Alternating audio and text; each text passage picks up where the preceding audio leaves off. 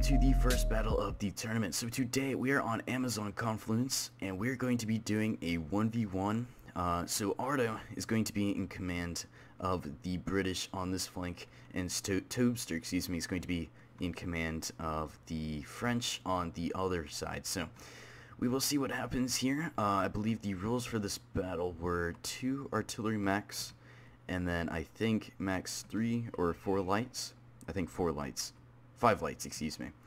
So very simple rules. We will be able to see what happens when artillery is put into play in these games. You can see Ardo bringing a 5-inch howitzer on the far left flank, and then on the far right flank, with the cluster of troops, he has once again another 5-inch howitzer. So for his light force, you can see in the front, he didn't bring too many elite lights. He brought the lower grade light troops consisting of the King's German Legion, Lightfoot, and then he's brought some rifles in with it as well to maintain that range advantage, because the French do not have that 125 range advantage. As for cavalry, he has some dragoons on the left flank, general staff in the center, and then on the right flank it looks like he has some more dragoons. So he brought a lot of foot guards, but you can see by taking a look at the map, it is a lot of choke points. So they're going to be pushing up both opponents. Now I'm going to be putting all the stats of the players, and what I mean by stats is I'm going to be putting the hours up. So you can see on the screen right now Ardo's hours, decent amount of hours. I try to find even players with even skills. So you can see he has that many hours, and then over here you can see Tobster with a nice formation here, a lot of line of entry, and you can see his hours as well. So a little bit of a difference. Tobster is somewhat of an underdog in this game, but that can change. I mean, it's a very even amount of hours, so we will see what happens here. Taking a look at Tobster's army, you can see he's brought a ton of Fusiliers and some Chasseurs as well. On the right flank, you see he's brought some experimental howitzers. They are not the best. I suggest 5-inch howitzers do beat these experimental howitzers. They are good against cavalry though, and line troops, but mainly cavalry, just because they mainly explode in the air. But you see he's bringing up some Old Guard and Militia, 2 drastically different units, one with a ton of skill and then the others that have no skill. So looks like the Old Guard are going to be teaching these guys how this is played, how to play well. So you can see everyone's going to be pushing up now. Foot guards. Ardo's pushing up a lot of troops right now, and it looks like he's going to be running these guys across to the other side of the river, just because he wants to maintain that advantage in terms of land. But look at this, you got the French now on the left flank bringing a lot of cuirassiers. Tobster bringing a nice cavalry force there. Definitely does outmatch the dragoons. So we will see what happens here, but it looks like Tobster's going to be kind of staying on his own side of the battlefield. You see him, he's shifting over a couple light units, but other than that, nothing too significant, as well as these foot and militia. And as you can tell, these guys are on ultra settings, so you'll see the maximum amount of troops you can have on a battlefield. So the Old Guard and the militia that Tobster has on this side of the hill greatly is outnumbered by the British. You see them pushing up across the river now, and they are getting a little bit winded, but they are going to be resting up soon. But one issue Tobster is making right now is he does not have any true support to support these artillery pieces. Actually, I take that back. He's shifting over some line now. So good move on his end. He really needs to make sure that this artillery is secure, because if he does lose the artillery and Ardo does manage to keep his artillery, he can just blast them to pieces over time. So Ardo getting a very nice formation now. He's got the lights in the front, line in the back, and then finally in the far back he's got the 5-inch howitzer. Now one thing that Tobster, I don't see this much of, is that he brought Napoleon Bonaparte. So we will see him in command, and we'll see what he can bring to the table in terms of morale. But look at this. You see Ardo kind of shifting over a cavalry force of dragoons now. It looks like he's going to be charging them into the artillery pieces. So like I said, they are very unprotected. They do not have any cavalry support to protect them. And he's going to be charging them straight in. If Ardo is able to maintain and kill these artillery pieces, it's going to be a huge difference in terms of who can win this battle. So look at this, they're coming in, artillery definitely unprotected, Ardo's trying to charge in, Toaster's trying to rush over militia to try and counter this, but they are way too late, and they easily manage to get to the artillery pieces. You see instantly dropping that unit to 2 guys, or 2 cannons, as well as this other one, and they do end up breaking, so complete waste of artillery. That was a huge amount of money lost right there, and off to a horrible start for Toaster. So simple stuff like that can cost you the battle, just like that. That one move cost him dearly. You see the militia trying to open up on the cavalry, trying to get some revenge on that dragoon unit. You see they are taking down some units, or some guys, and actually do end up breaking those dragoons. But for Ardo, their mission was complete. They did manage to do exactly what they needed to do, and that was take out the artillery. So he is feeling very good right now, I'm sure of it. With the artillery advantage, you can see he's going to be able to blast. And look at this. Looks like Toaster's trying to make a similar move here. But this time, Ardo was able to counter that with some dragoons. Even though, you know, dragoons are not as skilled, there are light in line supporting this cavalry unit. So, lost a cuirassier unit. That is not good at all. But look at this. This cuirassier unit's trying to get revenge for what happened to their artillery pieces. You see him desperately trying to charge to the artillery pieces, but you know, you just can't do that with line infantry in the way. And look at this, artillery now firing, blasting the French positions. So the cuirassiers are trying their best to get to the artillery, but it's just an example that shows how to protect artillery and how not to. But yeah, great move there by Ardo. And a great, you know, counter or attempt by Toaster. So these guys are going to be forming up here. You can see the Old Guard control the far right flank, and we have the militia and reserves, it seems, watching their backs. Artillery blasting to pieces, killing one Old Guard right there. A couple in the center.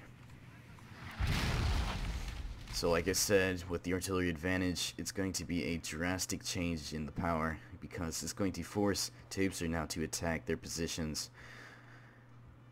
But you can see the Old Guard, you can see, looks like Ardo is going to be focusing fire on the Old Guard, seeing how devastating they are. You can see actually dropping the morale of these King's Servant Legion foot. They are pretty elite, you know, unit. But look at this artillery just shredding the Old Guard to pieces right now. Toaster definitely sees that, so he's going to actually be pushing up and engaging. But you just look at the amount of guys that have been lost here. Haven't even fired a single volley yet, and they're already down to 125 men. But look at this. He's pushing up lights that are unprotected right now. So Toaster's not making the smartest of moves right now. You see his chasseurs are very isolated. They're definitely prone to any cavalry attack. You see there's no cavalry to support this light unit. And the rest of his troops are kind of in the middle right here, guarding a choke point that really doesn't need to be guarded. So he's trying to get in range right now. So good move here, trying to push up, but he's definitely unprotected and unable to support. Getting some nice shots off though here against these rifles, making sure they do get within range. But right now, if Ardo does want to, he can charge this Dragoon unit straight into those lights and just decimate that unit. So you see Old Guard still getting blasted. You see guys flying like crazy, and look at this, unbelievable. Old Guard, the British getting the first volleys as well. Old Guard now down to 91 men, almost half health now. It is not looking good right now on this right flank. The thing he should have been doing, and he's getting shot by lights, even worse. So this unit is going to complete waste right now, and it's definitely not looking good at all. He's trying to push up, but look at how accurate that artillery is. He's still trying to commit. Don't think he should commit, because he's going to allow the British to have once again another first volley. And look at that, just like that, the Old Guard have broke. And they have, British have suffered absolutely no losses here, so. Artillery just devastated that unit. And you can see British goons have come back from routing. They're actually going to be, running into the militia now. So seeing that the Old Guard have broken, looks like the French are going to be falling back. Their morale has dropped severely. And, the British are clearly winning this engagement right now. And he's just hoping these Old Guard can come back because he desperately needs them. So it looks like he's going to be falling back to his side of the island, but one issue that he is facing right now is he has no light support on the right or left flank. The only light unit he has right now is over here, and they're engaging these rifles. You see Ardo now doing exactly what I thought he would do and charges in his goons. So unprotected lights are never good. So Ardo is pretty much winning, you know, every engagement right now, and clearly the artillery is playing a massive factor in that. So he's walking his guys in. I don't know if that's a micro mistake. There he goes. Now he's going to be running. So he's going to be taking a couple losses, but if he can manage to get to those light units, or light unit, he's going to really decimate these guys. Slow charge due to the force, but they are going to make it to the lights. Artillery blasting around, and they're going to just destroy this light unit right here. You can see morale's getting very bad. These dragoons in melee combat, slashing that one guy, very nice. And those lights do break. So, not looking good, like I said, for the French player. Militia now caught up in melee, not good at all. And these guys are actually going to start breaking very shortly up against some pretty elite British troops. So the militia, trying to be the old guard and hold the flank, are actually unable to do so. They're holding it for now, but their morale is very, very bad. And they too end up breaking. Now, a very strange maneuver here by Tobster. He's actually putting his guys in square right here. Not too sure why. Maybe he can, you know, defend from all angles, but right now he really needs to send this old guard back over the river, or at least assist and push up. Looks like that's what he's doing right now, but he's going to have to force his troops into a choke point. And you can see the choke point is going to be covered by a lot of light troops, so we will see what happens here. And it looks like the King's German Legion Foot are going to be pushing up on the old guard right now. See old guard firing from afar. They do outrange these guys since they are in square, but they're going to be being pushed up even further now. But it just looks like Tober is just cannot make decisions. He's trying to push troops up, and he pushes them right back. So Tobster's in kind of a bind right now, not, you know, knowing exactly what to do. He doesn't know what to do, and it's tough on his end, because when you lose artillery, it's very hard to come back from that, especially because you are the attacking force. But it looks like the militia have come back, seeing that the old guard are still there. The old guard are going to be taking a pounding. You see artillery blasting them from afar, but we're going to fast forward this battle. Since things have simmered down quite a bit. You can see old guard are going to be falling back with the militia.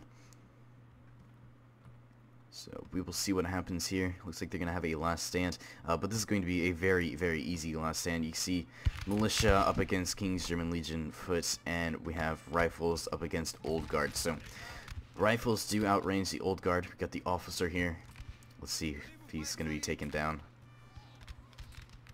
A lot of guys are dying all around the officer right now. Will he die? These guys are taking a brutal beating. And in desperation, he's going to be charging his guys in. Officer still running with his men. Look at these guys, and they both break at the exact same time. So the right flank for the French is pretty much out of this game. But there's a new defense here, and they're going to be defending their own side of the hill, or island. So right now, looks like Tobster is going to be defending the side, even with artillery bombardments. And look at this, he's going to be charging his guys in once again, but then withdrawing his troops. So, like I said, he's very undecided in his moves, doesn't really know what to do, but he does still have Napoleon Bonaparte, and that can play a huge factor in morale. So we will see in this later engagement if Napoleon himself can, you know, hold the French and keep their lines intact. So once again, going in for a charge. So he looks like he's committing now. You got an artillery just blasting away line units. Seeing that line units are just blasting him, he's going to once again fall back. He's just very undecided in his moves. He really needs to commit. But good job here, seeing that the 88th Foot and King's German Legion Foot are defending this checkpoint. There's no way two Fusiliers on the attacking end can push up through these hills and get into melee combat with these guys, because they do have the hill advantage. They have the force advantage. They pretty much have every advantage possible that you can think of. They have the artillery advantage. So Tobster is really in a bad situation. Pretty much anytime you're under artillery bombardment and you have no artillery to counter, like I said 100 times today, there is just no way to counter this. And it looks like Napoleon's trying to improve the morale, but it's going to be very, very needed in times to come. So it looks like Ardo is going to be trying to bombard and at least deplete a lot of the French units. You can see the general, he's actually targeting the general right now. Look at this, artillery coming in. Wow, Napoleon almost dying right there. We'll see him for a second. So 16 guys, he's getting bombarded. He tried to pull back, but we will see if he can make this out alive right now. He's getting completely decimated. Another volley coming in now. Not looking good for the Emperor Napoleon. So, another volley. Alright, I'm actually curious. Will this... Oh, direct hit. And Napoleon just disappeared. Napoleon just disappeared. Alright. Well, here's Napoleon's horse, but he just disappeared. So, Napoleon is dead. The French are in huge problems right now. Every single advantage that they had has just gone away. And look at this artillery. Looks like these guys are, are going to be crossing now. Look at them. They're going to be firing in the cross point. The French do have the advantage here, at least for the terrain advantage. They are outnumbered though. Still that, or actually, they have 2 units, but look at this. Napoleon playing a huge factor right now. Morale's getting very bad for the French. Another crossing with the Fusiliers, and it looks like those guys are going to go down very quickly. So the only true engagement right now that's pretty even right now is over here in the center. So Tobster's trying to hold his ground right now and not allow these British to cross over. And you can see they're drastically trying to push up. But look at this. Ardo's really trying to wrap around right now with his troops on all sides and push in and try to encircle the French. You see an engagement's about to happen over here. 2 Fusiliers up against 1 King's German Legion foot. We will see what happens here. Pretty even terrain, but let's take a look back over here. So once again, crossing into, the choke point. I can see why he's trying to do this with artillery exploding all around him. But it's just, the morale is just not with the French right now. They're taking extreme losses. You see a lot of bodies are dropping right now. You see them just dying left and right. And look over here, another British invasion right now. They're going to be pushing up 2 more foot units, and they're only going to be countered by 1 Fusilier of the line. They are shooting the hill though. Ardo doesn't notice that. Looks like some Fusiliers are going to be lining up to counter that as well. But I mean, Tobster still has a pretty decent sized line force, so this battle is definitely not over. Something can definitely change, but this artillery is just not helping that morale whatsoever. So it looks like one of the Fusilier units are routing with 102 men. And that's really not good for this one Fusilier unit that is just in a 1v2 bind right now. Over here, we got some Fusiliers trying to flank around, but sadly, they are unable due to the terrain. We got a cavalry charge now coming in, unable to form square. Not good at all for Tobster. He's going to be losing a lot of guys as well as morale. So, that morale is going to go very, very bad, very, very quick. He's going to continue that charge, breaking that unit with 113 men. He's going to be charging them straight into this Fusilier of line unit. So it's just not looking good at all. That unit breaks as well. It's just becoming a slaughter fest right now. Another melee charge, pretty even ground. Let's see, let's take a look. Foot versus Fusilier, 2 very even units. Let's check out the... Yeah, okay, so it looks like the French do outnumber. But with the morale, we will see what happens here. Looks like the morale's bouncing back and forth. See, both the flag bearers are in melee combat right now. Both morale is getting very bad though, and look at this, another Fusilier unit trying to cross the river, but losing a lot of men as he tries to drastically. And look at this, Fusilier unit that was outnumbering this 1 foot unit managed to break due to poor morale. So not looking good at all. And look at this, flag bearer is about to go down as well. So it looks like the British are taking no prisoners whatsoever. On the other flank, Dragoons charge to the back of these Fusiliers. Devastating charge, drastically outnumbered, and they break on impact. So not looking good at all. Over here, an even engagement right now. But like I said, morale is very bad for the French. Napoleon did die. And once again, another routing unit.